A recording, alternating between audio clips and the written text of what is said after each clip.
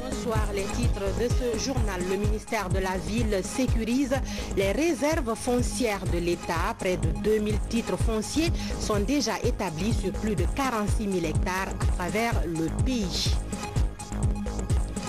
Lutte contre les pathologies animales, un instrument moderne de lutte vient s'ajouter à ceux déjà existants. Il s'agit d'une application de transmission de l'information sanitaire en temps réel. Enfin, tenu à Conakry d'un forum de mobilisation des femmes sous le slogan « Écoute-moi aussi », une sorte d'invite aux femmes pour qu'elles s'investissent davantage dans l'entrepreneuriat. C'est tout pour les titres. Bonsoir, merci de nous rejoindre dans cette grande édition. Notre pays vient de célébrer la Journée nationale de la jeunesse. À l'occasion, les jeunes se sont exprimés sur les problèmes auxquels ils font face de façon quotidienne. C'est le Premier ministre chef du gouvernement qui a présidé la cérémonie, Ousmane Bangoura. C'est le 28e anniversaire de la Journée nationale de la jeunesse. Elle a été instituée en 1990 lors de la première conférence nationale de la jeunesse à Conakry. Cette année, le thème retenu est jeunesse et citoyenneté. L'objectif est de favoriser l'intégration des jeunes dans le processus de développement socio-économique du pays. Cette journée constitue aussi une étape d'évaluation d'une année de parcours. Je voudrais interpeller ici la responsabilité des différentes forces sociales et politiques de ce pays sur ce que j'appellerais la mise en danger du vivre ensemble. Notre compréhension stricte de la citoyenneté et notre conscience morale.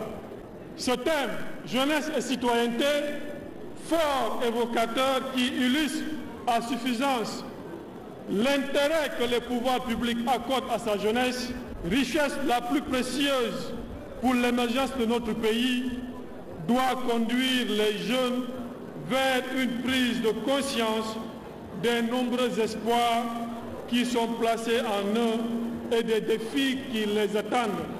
La célébration de cette journée est un moment pour les jeunes et encadreurs de faire des plaidoyers en direction des autorités et des partenaires pour accroître les appuis en faveur des jeunes.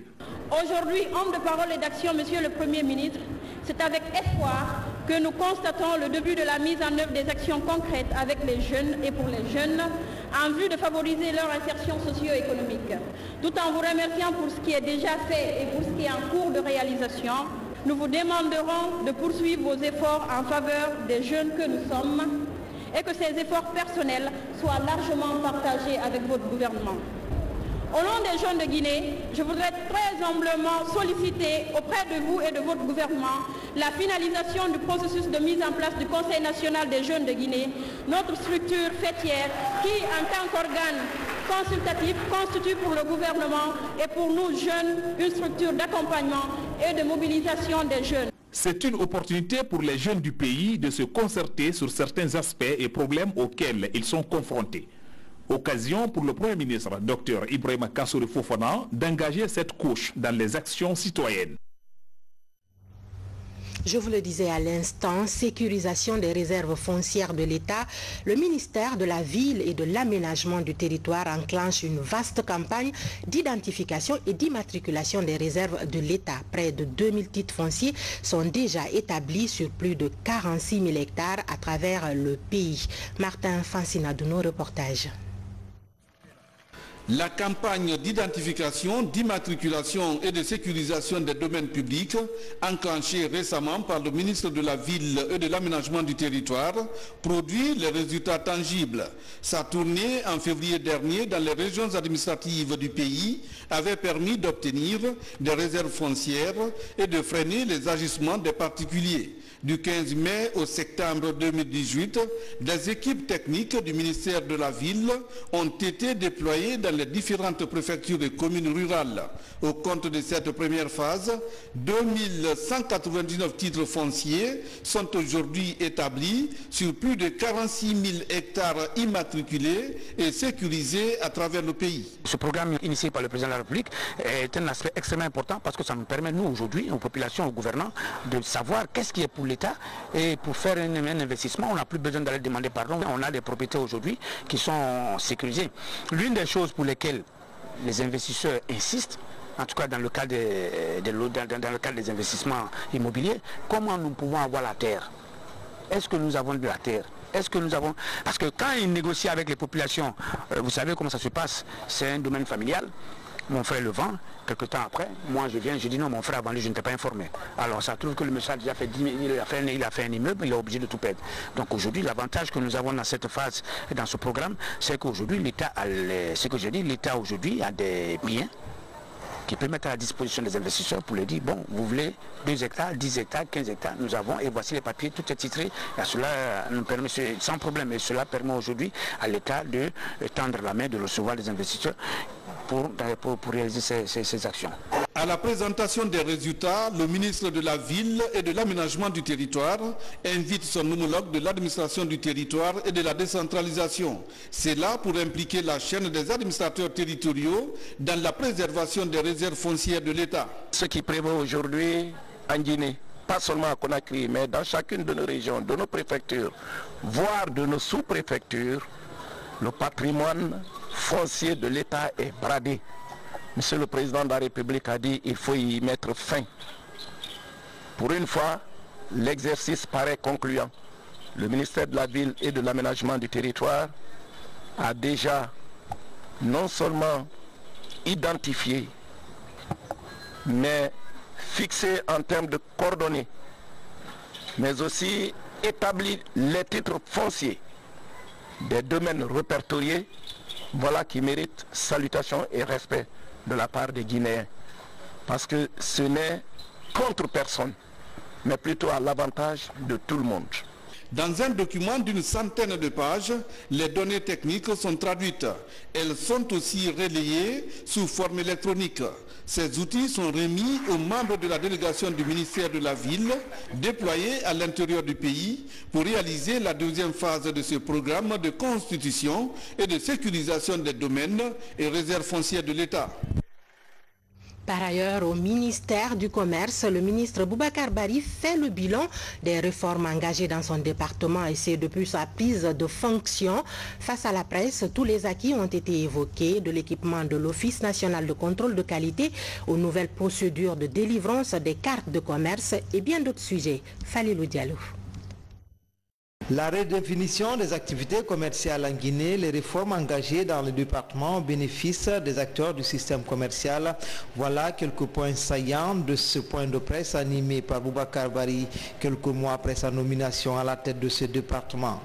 Il est dit dans la loi que tout produit qui doit être mis sur le marché doit être marqué. Il doit y avoir un marquage dessus. Il est dit dans la loi que tout produit qui doit être mis sur le marché doit être étiqueté. Tout produit qui doit être mis sur le marché, dont le prix est identifié, le prix doit être affiché. Est-ce que dans la pratique courante, cela existe? Même la codification au niveau de la fixation des prix. La loi définit les paramètres qu'on doit prendre en compte pour fixer le prix. Au cours de cette rencontre avec les journalistes, d'autres sujets ont été aussi abordés, tout comme la collaboration entre ce département et les services spéciaux, mais aussi la finalisation des élections au sein de la Chambre de commerce, d'industrie et d'artisanat de Guinée. Le problème, c'est que tout le monde doit être président de la Chambre de commerce. C'est ça le véritable problème. Et il n'y a aucun critère pour dire qui peut être de la Chambre de commerce. Est-ce que c'est la capacité que l'intéressé représente en termes de poids sur le marché?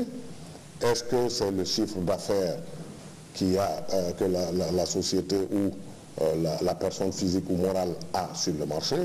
Est-ce que c'est des paramètres liés au nombre de travailleurs créés dans l'entreprise? On se pose beaucoup de questions. Donc nous avons fini l'architecture de la proposition que nous avons. Nous allons la proposer au gouvernement. Je vais faire une communication au Conseil interministériel pour que le gouvernement valide l'esprit de la proposition, mais il appartient seul aux opérateurs de mettre en place leur structure qui va gérer leur activité. Sur les crises qui minent le secteur, le ministre Barry appelle les opérateurs économiques au dialogue et à la concertation. Car selon lui, les hommes d'affaires sont les garants des investissements étrangers dans un pays, d'où leur forte implication dans l'amélioration de la croissance économique en Guinée. Et puis, les résultats préliminaires de la 5e enquête démographique de santé viennent d'être présentés aux autorités. Une enquête réalisée par le ministère du Plan en collaboration avec les services techniques du ministère de la Santé. Après la collecte et l'analyse, place à présent à la diffusion de ce qui constitue la source de données la plus exhaustive sur la population selon les spécialistes. Memouna Bella Diallo. Sur les 8020 ménages sélectionnés, 7979 ont été identifiés, dont 7912 enquêtés, soit un taux de réponse de 99%. Les données collectées concernent notamment la fécondité, les pratiques d'allaitement, la mortalité des enfants et la santé infantile et maternelle. L'enquête permettra également d'estimer la prévalence de l'anémie et du VIH à travers le pays. C'est le lieu de demander au ministère de la Santé de renforcer le contrôle non seulement sur la vaccination dans les structures sanitaires, mais aussi dans les stratégies avancées, mais surtout de s'assurer que chaque enfant qui est vacciné détiendra un carnet. Actuellement, 81% des femmes reçoivent des soins prénatals d'une prestataire formée et seulement 35% font 4 visites ou plus. Par contre, les accouchements qui se déroulent dans un établissement de santé ont augmenté de 45% à 55%. Nous saisissons cette opportunité pour féliciter l'Institut national de la statistique et le ministère de la Santé pour ce travail, tout en vous assurant de l'engagement et de la disponibilité du gouvernement américain à soutenir les efforts du gouvernement de la Guinée. En croire les chiffres disponibles, ce rapport indique une nette amélioration de la santé maternelle et infantile. Des progrès reconnus à tous les niveaux au cours des 5 dernières années. Les parties prenantes se fixent un nouveau défi, celui de réduire considérablement les difficultés liées à la démographie incontrôlée, la santé maternelle et infantile. La préoccupation, c'est surtout par rapport à la vaccination, mais aussi au VIH-Sida. Mais ce qu'il faut dire, c'est que les programmes investissent au niveau opérationnel. Et les indicateurs qui sont donnés ici sont au niveau national ou régional. Donc il faudrait faire un effort pour arriver à ce qu'on puisse, par exemple pour les districts sanitaires au niveau des préfectures. Cette 5e enquête démographique et de santé en Guinée a été réalisée en milieu urbain et rural pour une durée de 3 mois. Cancan dans la dynamique de la maîtrise du paludisme, de la tuberculose et du VIH-Sida. C'est du moins le constat de l'équipe pays du Fonds mondial en tournée dans la zone. Une équipe qui est allée s'assurer de l'utilisation et de l'impact de sa subvention dans la lutte contre ces 3 maladies. Tierno Maroufba, Adama Traoré Elza, Daouda Taban Silla. Dans l'Onabaya, la lutte contre le paludisme, la tuberculose et le VIH-Sida constitue l'une des missions des autorités sanitaires. À l'hôpital régional, la plus grande structure sanitaire, le combat contre ces 3 maladies préoccupe les médecins. Après Dabola, cette mission du Fonds mondial est venue s'enquérir de l'utilisation des fonds injectés dans la lutte. Au dépôt régional de la PCG, les ARV, les médicaments antituberculeux et les moustiquaires sont visibles dans les magasins. Cette structure d'achat est chargée d'approvisionner l'hôpital régional, les 18 centres de santé et 72 postes de santé que compte la préfecture à médicaments. Avec cette stratégie mise en place, les autorités sanitaires de Cancan sont en passe de maîtriser ces maladies. Nous avons dans le temps, pas maintenant, mais dans le temps, nous avons des problèmes de rupture des ARV. Mais ça, c'était depuis l'année passée. Maintenant, les ARV sont disponibles dans notre région. Donc maintenant, là, je pense que vous le verrez tout de suite lors des présentations de nos collègues, que vraiment ça tient bon. Comme dans chaque localité, la mission échange avec les personnes ressources impliquées dans le combat contre ces 3 maladies qui continuent de faire des victimes. À la suite d'un exposé du district sanitaire de la préfecture, la mission dénote quelques insuffisances dans la lutte contre le paludisme, avec 46 décès entre janvier et octobre 2018.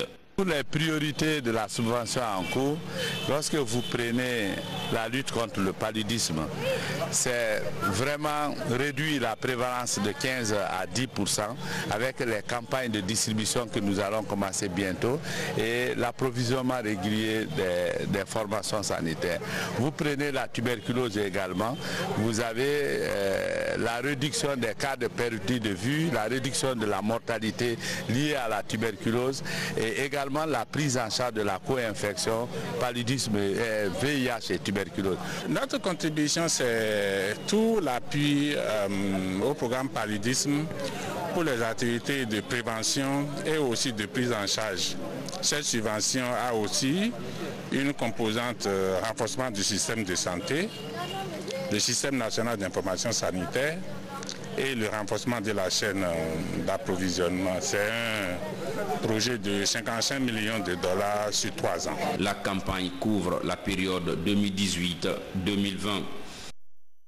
Quant à la lutte contre les pathologies animales, un instrument moderne de lutte vient s'ajouter à ceux déjà existants dans notre pays. Il s'agit d'une application de transmission de l'information sanitaire en temps réel. Explication Fodé Camara. Au 2e étage du ministère de l'élevage, le laboratoire central vétérinaire de diagnostic de Conakry affiche un nouveau visage. Grâce à cet appui du tandem FAO-USAID, la Guinée conforte son réseau national de surveillance.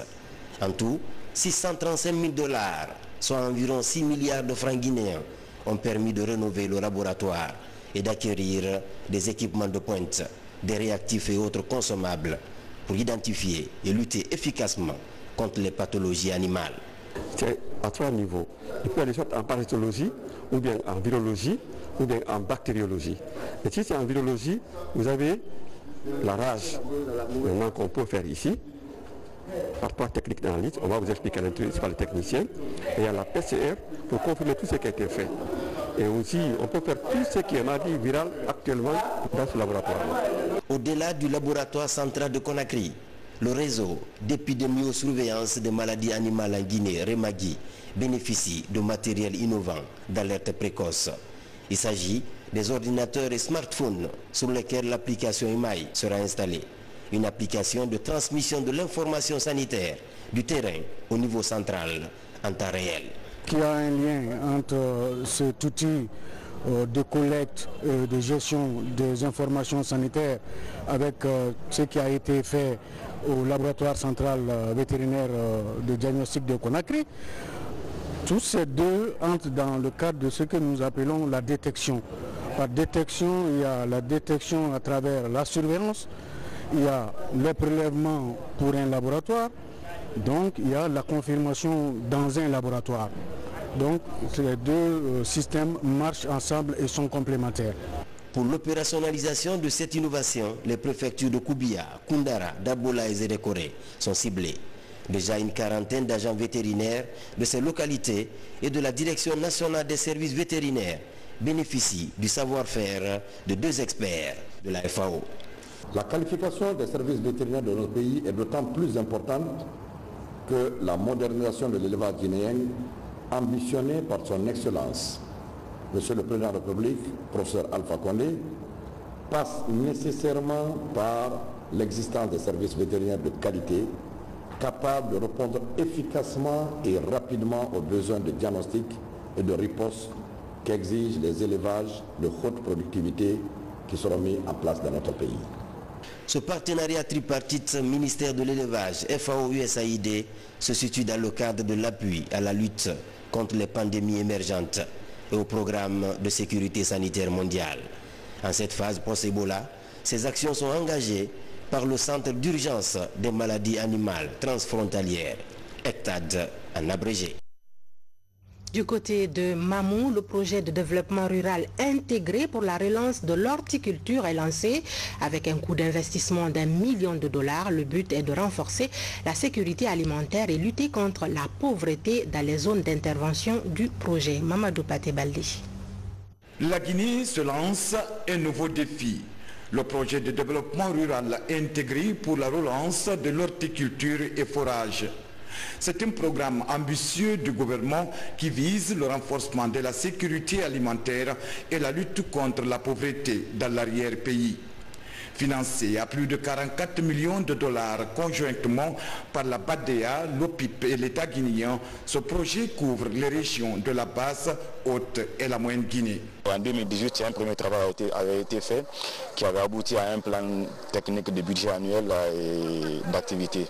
Donc cette année, c'est ce plan qu'on a essayé de réactualiser en fonction de ce qui a été fait et pour pouvoir vraiment donner une lisibilité par rapport à nos interventions en 2019. Ici, à Mamou, les acteurs se concertent pour définir les possibilités de la mise en œuvre de ce vaste chantier qui permettra d'augmenter la production et la productivité des cultures maraîchères et fruitières, le désenclavement des zones du projet et de fournir de l'eau potable aux populations. Nous rentrons véritablement dans la phase opérationnelle du projet. Donc on a demandé à toute notre équipe et les acteurs majeurs de nous aider à travailler sur notre plan d'action 2019. On a prévu de formation des cadres par rapport à la partie filière production, c'est-à-dire formation dans les pays voisins, si c'est le Sénégal ou le Côte d'Ivoire, par rapport aux formations des cadres pour les centres de recherche. Au niveau de région des ananas, des manguiers, tout ça pour améliorer la qualité et la productivité. Durant ces 5 prochaines années, le projet prévoit l'aménagement hydro-agricole pour la culture d'ananas, de mangue et d'anacarde, la construction des infrastructures de stockage, la réhabilitation des centres de formation à Farana et à Dalaba et le reprofilage de 350 km de pistes rurales dans les 11 préfectures couvertes par le projet. Nous sommes ici avec les antennes régionales et nous avons fini de travailler, nous allons faire les feuilles de route sur lesquelles ils vont travailler. Donc dès décembre, nous sommes en train d'être opérationnels sur le terrain. Avec ce projet, les défis sont immenses. Il contribuera non seulement à créer de la richesse, améliorer les revenus des producteurs, créer des emplois durables et sauvegarder l'environnement du projet. Le ministère de l'Agriculture, dans le cadre de la politique globale de la relance des filières de développement en Guinée, compte sur l'engagement des acteurs et l'appui des partenaires pour la réussite du projet à travers le pays. Que faire pour sortir les populations de Sigirine de leur paillage pour les orienter vers l'agriculture? La SAG y réfléchit en soutenant 34 groupements constitués en 2 groupes en leur donnant du matériel agricole dont la valeur est estimée à plus d'1 milliard de francs guinéens. Le geste vise à laisser à ces populations une vie décente après la mine Djabokaba. À Bouré, dans Sigiri, la SAG vient en appui au groupement maraîcher. Plus d'1 milliard de francs guinéens sont investis par la Société aurifère de Guinée pour promouvoir les activités génératrices de revenus dans la localité. Ce montant a servi à l'achat des outils et intrants agricoles pour les coopératives et groupements maraîchers des différents villages de Bouré. L'objectif est de lutter contre l'orpaillage artisanal autour des périmètres miniers. Cet accompagnement, c'est juste d'appuyer la production agricole ici à Bouré. La SAG est plus que jamais déterminée à équiper nos parents en matériel agricole afin qu'ils puissent augmenter leurs revenus.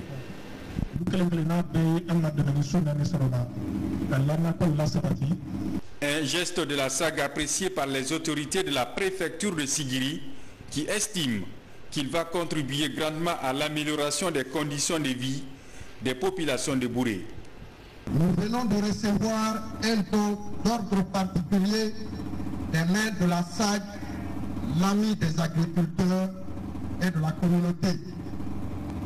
Dans ce gros don figurent 100 rouleaux de grillage, un fourrage, 6 groupes électrogènes, un motoculteur, 4 mototricycles Katakatani, 30 arrosoirs et 5 brouettes. Cet appui de la SAC vise à amener les populations de Bouré à arrêter leur paillage pour se focaliser sur l'agriculture, base de développement de notre pays. C'était un reportage signé Diamo Kaba. Protection de l'environnement et du patrimoine autochtone, des ONG et autres acteurs communautaires sont mis à contribution à Farana. Ils sont formés par le programme de microfinancement du Fonds pour l'environnement mondial afin qu'ils puissent contribuer à la restauration de la biodiversité. Moussa Bangoura, reportage. C'est dans son plan de travail annuel que les acteurs du programme de microfinancement du Fonds pour l'environnement mondial initie cette série de consultations en s'appuyant sur les ONG évoluant dans le domaine de l'environnement et autres organisations communautaires. Les échanges portent sur les bonnes pratiques en matière de protection de l'environnement, mais également sur les activités du programme en Guinée. Nous avons, durant tout le long de cet atelier, appelé ces ONG à aller avec plus de restitution au niveau communautaire et que le message que les gens, les uns et les autres ont entendu ici soit relayé au niveau communautaire afin que les communautés à la base puissent participer à ce combat pour la restauration et la protection de l'environnement en Guinée. À ce panel de donner et de recevoir, l'accent a été mis aussi sur la conservation, la restauration de la biodiversité, les changements climatiques et l'élimination progressive des polluants organiques suivant la vision du programme. On a eu un esprit très ouvert et je suis très satisfait de cet atelier parce que ça me donne une nouvelle orientation d'approche vers les communautés pour la protection de l'environnement. Il faudra préserver la faune et la flore pour que vraiment nous puissions être dans le jargon du changement climatique prévu par les Nations Unies dans le monde.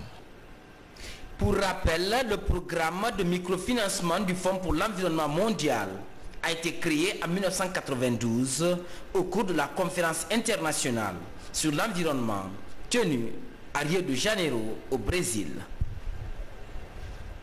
Puisqu'on parle d'environnement, où en est-on dans la lutte contre le changement climatique sur le plan mondial, 3 ans après la signature dite historique de l'accord de Paris? La question était au menu ce 2 décembre en Pologne à l'ouverture de la 24e conférence des partis ou COP 24 du 2 au 14 décembre. Les représentants de plus de 190 pays vont évaluer la progression des efforts effectués en ce qui concerne la réduction des émissions de gaz à effet de serre. Nous y reviendrons dans nos prochaines éditions d'information avec nos envoyés spéciaux Mamad Alpha Baldé et Mamada Makamara. Tenu à Conakry d'un forum de mobilisation des femmes sous le slogan « Écoute-moi aussi », une sorte d'invite aux femmes pour qu'elles s'investissent davantage dans l'entrepreneuriat comme envisagé par l'initiative présidentielle pour l'autonomisation de la femme guinéenne. Mamadi Terna Kamisoko. La Guinée est davantage engagée dans le processus d'autonomisation de la femme. Cette volonté politique se matérialise sur le terrain par l'octroi de crédits aux Guinéennes désireuses de développer les activités génératrices de revenus. Pour mieux aider les initiatives féminines à vite se développer, le ministère de l'Action sociale, l'APIP et les femmes entrepreneurs lancent le tout premier forum de mobilisation des femmes sous le slogan « Écoute-moi aussi ». Nous avons pu réunir aujourd'hui les femmes chefs d'entreprise, les femmes qui veulent entreprendre, pour qu'on puisse discuter ensemble avec l'État comment nous pouvons, les femmes peuvent rehausser leur entreprise. Donc aujourd'hui, cette journée, il faut reconnaître que c'est une planchée d'or qu'on nous a donnée. La rencontre est un espace de partage d'expériences sur les techniques entrepreneuriales entre les femmes leaders et les nouvelles venues dans le secteur privé. Au sortir de cet échange, les participants ont émis le souhait de mettre en place une plateforme fédératrice de toutes les associations et groupements féminins. Ceci pour faciliter l'accompagnement de l'État et des partenaires. Nous avons plusieurs projets qui sont en cours, des projets présidentiels, des projets de bailleurs de fonds. Et aujourd'hui, les femmes ont bénéficié même de financement pour faire avancer leurs activités, mais ça n'avance pas. Et donc l'idée, c'est de créer cette plateforme qui va nous permettre réellement de discuter entre nous et de sortir des stratégies ponctuelles, communes, pour qu'on puisse la mettre en œuvre. Alors, comme recommandation que j'ai formulée pour les femmes, c'est de se mettre en réseau, créer une grande plateforme, éviter l'émiettement, être solidaire entre elles, mais aussi préserver la paix. C'est essentiel, parce que tout ce que nous faisons, s'il n'y a pas la paix chez nous, on n'ira nulle part. Aujourd'hui, sous la houlette du chef de l'État, le gouvernement s'emploie à mettre la femme guinéenne au centre de sa politique de lutte contre la pauvreté en milieu rural et urbain. La communauté internationale célèbre demain 3 décembre la Journée internationale des personnes handicapées. Le thème de cette année est intitulé « Autonomiser les personnes vivant avec un handicap et assurer la participation et l'égalité ». Une journée a priori de sensibilisation et de plaidoyer. Je vous invite à suivre un extrait de la déclaration de la ministre de l'Action sociale. Adja Mariama Silla est au micro de Mohamed II Camara. Suivez. Dans notre pays, la célébration de l'édition 2018 intervient dans un contexte favorable, marqué par l'adoption et la promulgation d'une loi portant spécifiquement sur le handicap. Première du genre, cette loi vise à renforcer les droits universels et promouvoir les droits spécifiques dévolus aux personnes handicapées. Soutenue par des textes d'application réalistes, bien intégrés par la société guinéenne dans son ensemble et bénéficiant d'un accompagnement financier solide, cette loi pourrait offrir de nombreux avantages certains aux personnes handicapées et à leurs familles. Nous pouvons citer notamment l'institutionnalisation d'une carte d'égalité de chance assortie d'une gratuité des soins médicaux dans les institutions médicales au niveau central et communautaire. Le plaidoyer en faveur de l'élimination des diverses formes de barrières à l'intégration et à la participation des personnes handicapées au processus de développement de la nation. Le soutien aux initiatives d'autonomisation des personnes handicapées. C'est pourquoi mon département met à profit ce 3 décembre pour lancer une quinzaine dédiée au handicap. À cet effet, il est inscrit au programme un ensemble d'activités contribuant toutes à matérialiser le thème international. Ces activités varient de la formation au plaidoyer en passant par l'équipement des structures fêtières et des organisations de protection des personnes handicapées.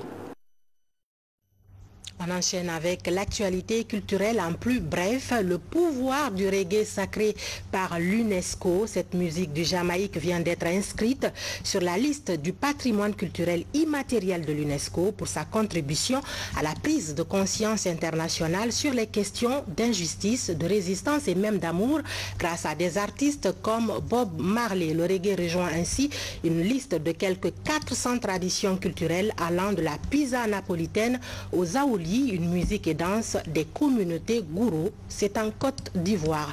Nous y reviendrons. Voilà, c'est la fin de ce journal. Merci de votre bien aimable attention. Demain, vous serez avec Mamadou Seydou Diallo pour les éditions de la journée et Alia Camara pour le 20h30. Bonne semaine de travail à tous.